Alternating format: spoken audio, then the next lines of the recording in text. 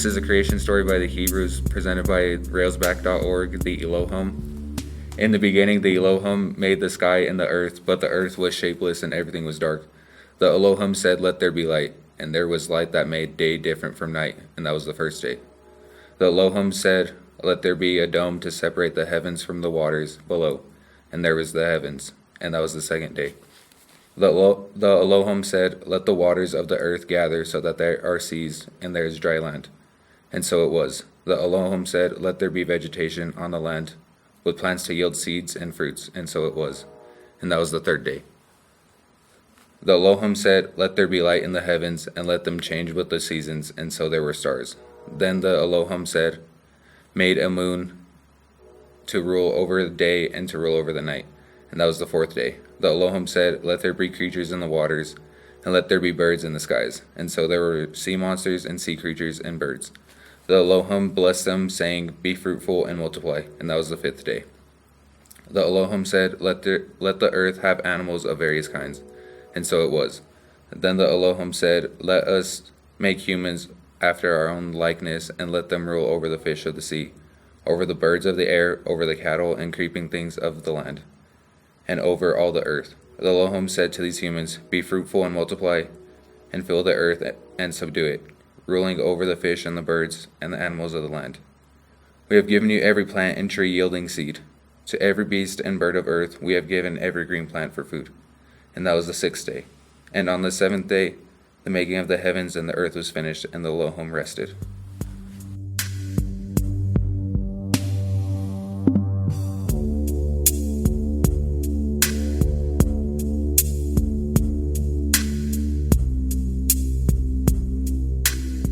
So this story is from the Bible, Genesis 1, the story of creation. In the beginning, when God created the universe, the earth was formless and desolate. The raging ocean that covered everything was engulfed in total darkness, and the Spirit of God was moving over the water. Then God commanded, "Let there be light," and light appeared. God was pleased with what he saw. Then he separated the light from the darkness, and he named the light day and the darkness night. Evening passed and morning came. That was the first day. Then God commanded, "Let there be a dome to divide the water and to keep it in two separate places." And it was done. So God made a dome, and it separated the water under it from the water above it. He named the dome Sky. Evening passed and morning came. That was the second day.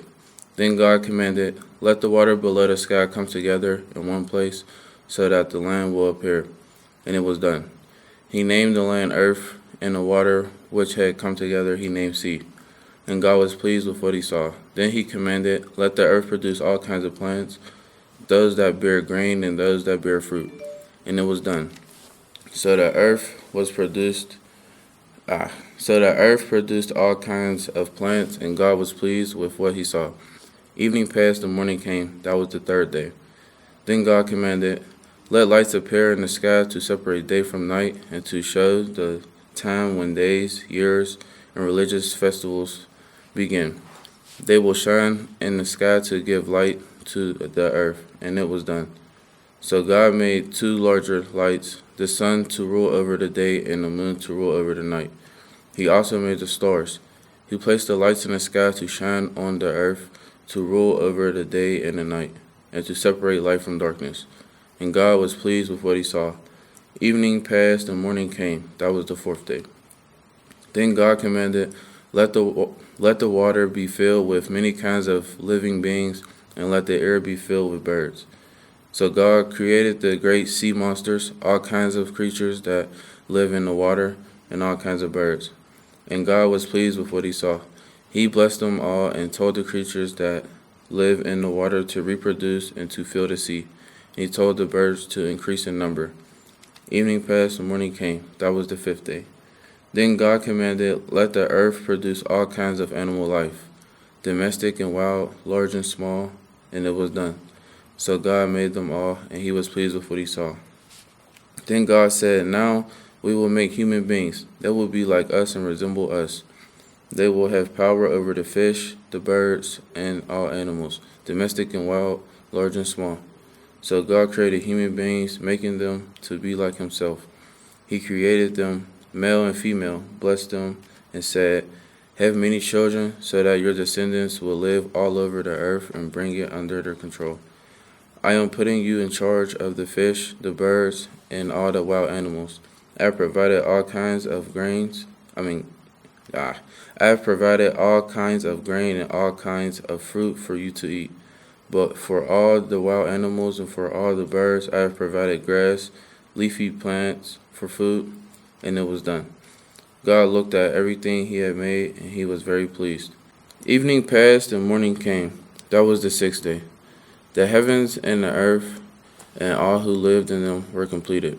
On the sixth day, God completed all the work that he had done.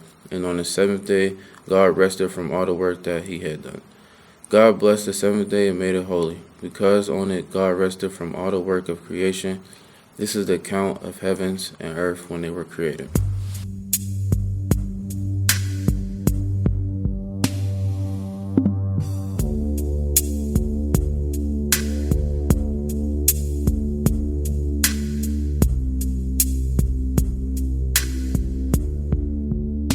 When I was little, I always knew there was some type of God. I just did not know who or what exactly it meant. There are many different stories that talk about how the world came to be, but to me there is only one true story.